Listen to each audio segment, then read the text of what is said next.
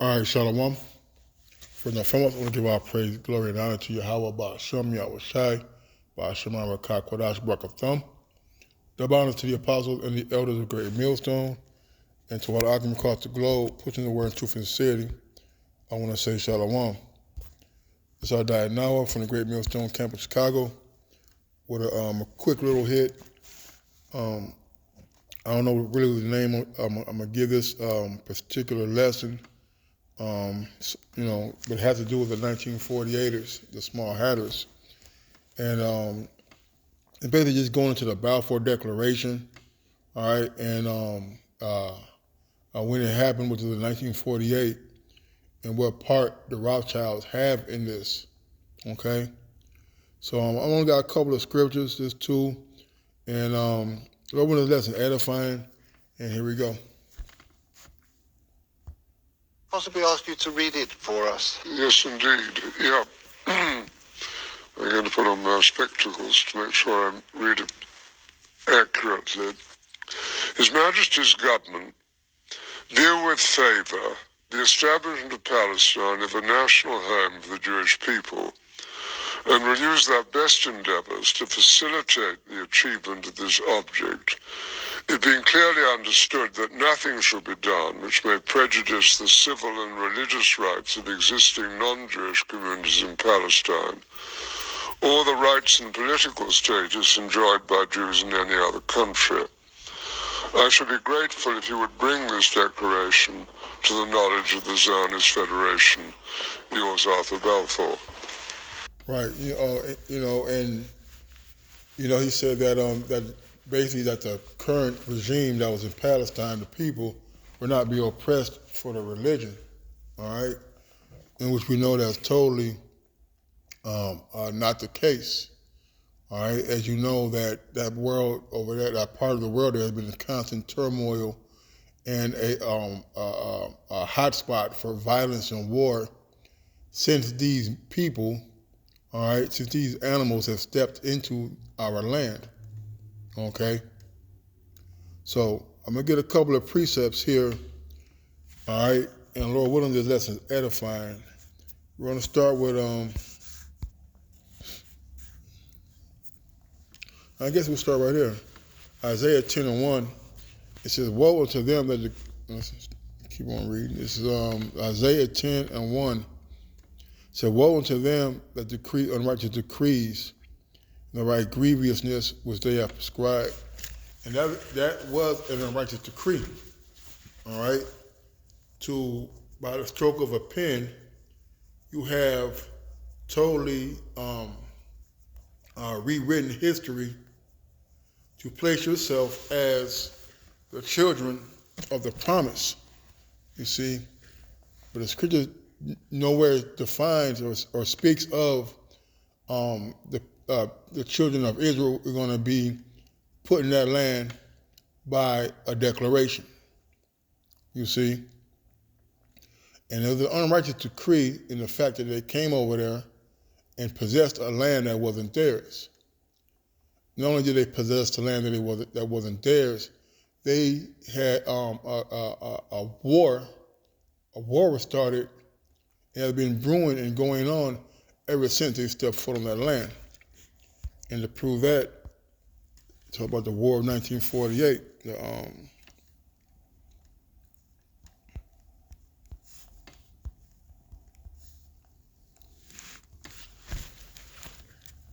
It's called the Arab-Israeli War, okay? And we're going to read this. This is just Wikipedia. Nothing really fancy about it, but we're going to get a gist of it. This is the 1948 or First Arab-Israeli War was the second and final stage of the 1948 Palestine War. It formally began following the end of the British mandate for Palestine at midnight on the 14th of May, 1948. The Israeli Declaration of Independence has been issued earlier that day, and the military coalition of Arab states entered into the territory of British Palestine in the morning of May 15th. All right.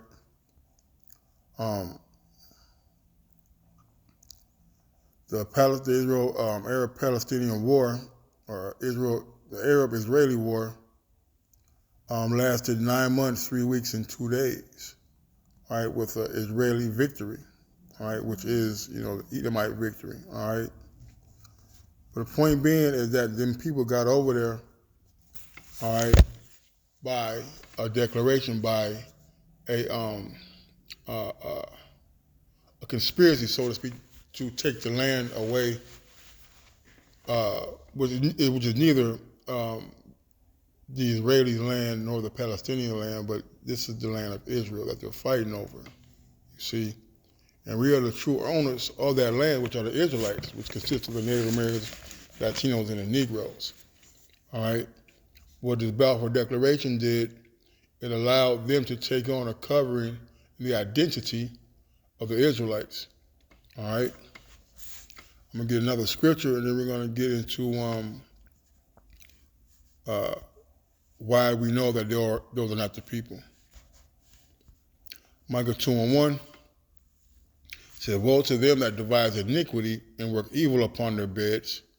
When the morning is light, they practice it because it is in the power of their hand." All right, and that's that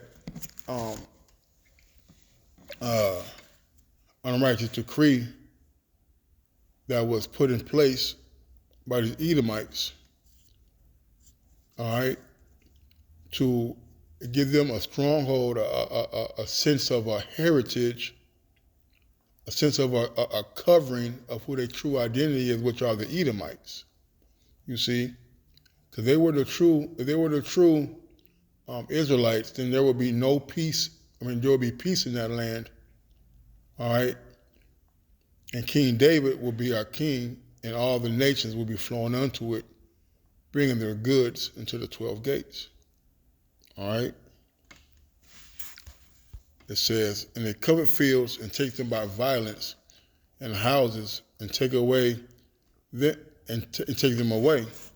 So they oppress a man and his house, even a man and his heritage."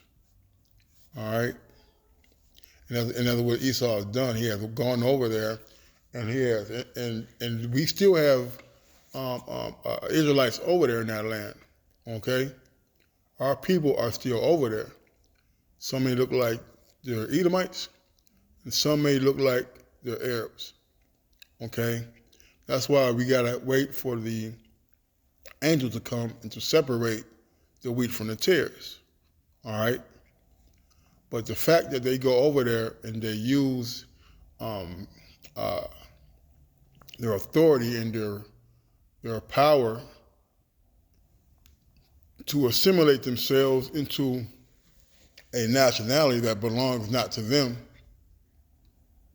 All right, and Israel is the biggest welfare state of all of the nations that are on the earth. Okay, they've gone in there. They set up walls in Gaza. They have shelled and bombed Palestinians to back in the Stone Age, and yet to this day, they still can't get rid of them, man. Just show you the resiliency, all right, that Ishmael shows, but also shows that the Lord is in control, man. All right. And let me see. Let me get this real quick.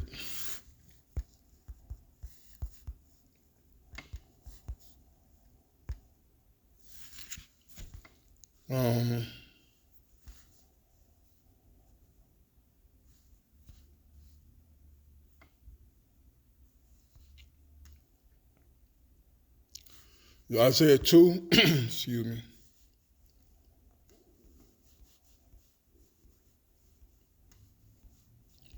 Isaiah 2, and I'm going to start at 1. It says, the word that Isaiah, the son of Amos, saw concerning Judah and Jerusalem. It shall come to pass in the last days that the mountains of the Lord's house shall be established in the top of the mountains. It shall be exalted above the hills, and all nations shall flow into it. So what nations are actually flowing into the nation of Israel right now? They've been in that land for over, what's that, 74 years, all right? In those 74 years, there's been constant war, constant fighting, constant bloodshed, constant oppression since those so-called men, all right, those Edomites have been in that land, man. All right. So where is this prophecy being fulfilled that they are the true heirs of that land? All right. And Israel is not exalted right now, man. Israel is actually a place where it's spoken heavily against because they, with the leadership, the money, the financial backing of the Rothschilds, Walter Rothschild was the recipient of that Balfour Declaration. All right, and one of the things that the Rothschilds control is the finances. And with money, you can control everything and stretch your power into any avenue that you deem fit for your benefit. All right. Verse 3, and many people shall come and say, ye come and let us go up into the mountain of the Lord, to the house of the Most High of Jacob. He will teach us of his ways, and we will walk in his paths. For out of Zion shall go forth the law and the word of the Lord from Jerusalem. So where is the law being upheld at in Israel? You see, we have Tent City or Pink City. We got a thing called White Steak, which is serving pork in restaurants, man. All right, they have an avenue, I think it's called Rothschild Way or Rockefeller Way, one or two. All right. There's abominations of the biggest pride parade that's on the planet. It takes place in Tel Aviv, Israel. All right. So where are the laws, statutes, commandments, and the ways of Yahweh Shem Yahshua being taught? It is definitely not in that land that is currently inhabited by those heathens. Verse 4, and he who was at Jacob, right, shall judge among the nations and shall rebuke many people, and they shall beat their swords into plowshares and their spears into pruning hooks. Nation shall not lift up sword against nation, neither shall they learn war anymore. All right? And we know that there is still violence and bloodshed, all right, bombings and shellings on both sides in their land. So where's the peace? You see? Where's the promise of our children coming back? Matter of fact, let's get this in Baruch.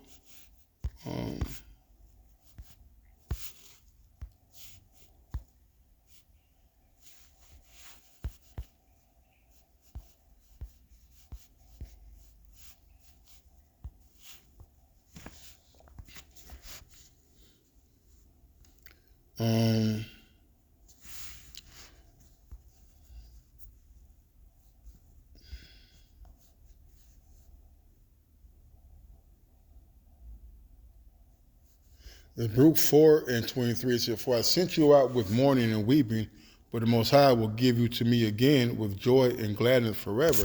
You read the 4th chapter of Baruch, our land is waiting for our return. All right? So let it, like as now the neighbors of Zion have seen your captivity, so surely they shall see, so shall they see surely your salvation from our power, which shall come upon you with great glory and brightness of the everlasting. My children, suffer patiently the wrath that has come upon you from the Most High, for the enemy hath persecuted thee. For surely thou shalt see his destruction, and thou shalt tread upon his neck. My delicate ones have gone rough ways, and were taken away as a flock caught by the enemies. So it lets you know that the children of Israel are not in their land. All right? Be of good comfort, O my children, and cry unto the Most High. For you shall be remembered of him that brought these things upon you. For as it was your mind to go astray from the Most High, so being returned, seek him 10 times more. For he that brought these plagues upon you shall bring you everlasting joy with your salvation. Hold on. Let me go. Right. It says, I'll just keep on reading because it's all prophecy, right? It says, Verse 29, for he that hath brought these plagues upon you shall bring you everlasting joy with his salvation. And part of our joy and our salvation is being put back in our land. All right? Take a good heart, O Jerusalem, for he that gave thee that name will comfort thee. Miserable are they that afflicted thee, and rejoice at thy fall. Are these nations really being miserable? Not to the full extent and that the Lord has a purpose and intended them to be. All right? It says, miserable are the cities which thy children served. Miserable is she that received thy sons. Right, so where is the judgment of Babylon for touching the apple of the Lord's eye? You see? Where has Esau been judged? Where has Babylon been judged? Because the judgment of Babylon that is going to be destroyed and never be inhabited again. You see? Which lets you know once again that the people over there in that land are not the proper owners of that land. For as she rejoiced at thy fall, as she rejoiced at thy ruin, was glad at thy fall, so shall she be grieved for her own desolation. For I will take away the rejoicing of her great multitude, and her pride shall be turned into mourning. For fire shall come upon her from the everlasting, long to endure. She shall be inhabited of devils for a great time. O Jerusalem, look about thee toward the east, and behold, the joy that cometh unto thee from the Most High, man. That's going to be the salvation of Yahweh Shai coming in those ships with the angels, man. All right? So, lo, thy sons come, whom thou sendest away. They come gathered together from the east to the west by the word of the Holy One, rejoicing in the glory of the Most High, man. So where did that happen? Are we not yet this day in our captivity? Okay?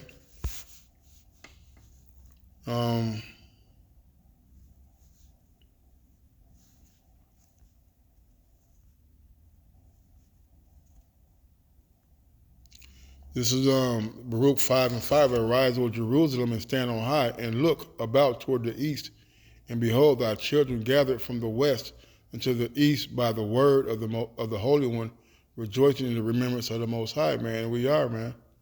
All right, we're rejoicing. We're anxious. We're patiently waiting, anxiously, if you can receive those words, for the return of our power, man, to put us back in the place where we can call home. You see? It said, for they departed from thee on foot, and were led away of their enemies, but the Most High bringeth them unto thee, exalted with glory as children of the kingdom, man. All right? And where's the glory over there, man? Where are the streets of gold? Where are the 12 gates? Where's Yahweh Shai? Where are your chains and necks and being fettered with irons? Where are those at? You see? Where's that at? Where are we exalted at? Where are we praised? The scripture says, I'll get you a praise and a fame. You see? The Lord's going to put us back over there in our land. Not no declaration. See? So with that one, I say, call Allah, Yahweh Shai, double honor to the apostles and the elders of the great millstone. Till next time, Shalom and a Baba Bar.